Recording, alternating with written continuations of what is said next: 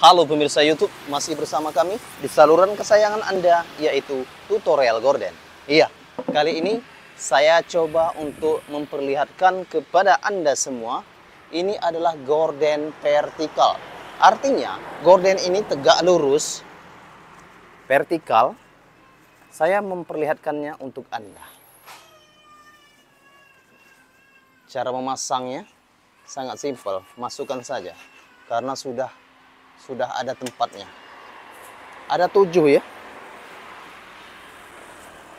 Ada 7 bentuk atau 7 helai.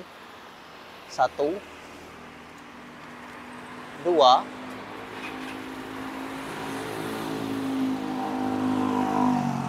3 4 5 6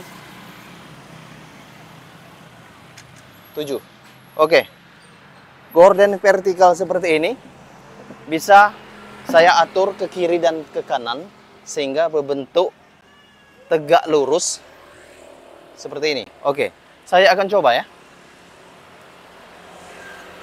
Ini saya akan bawa ke kiri. Maka bentuknya seperti ini. Kemudian saya akan membawanya ke kanan. Kemudian tersusun bagian kanan. Sekali lagi, saya bawa ke bagian kiri.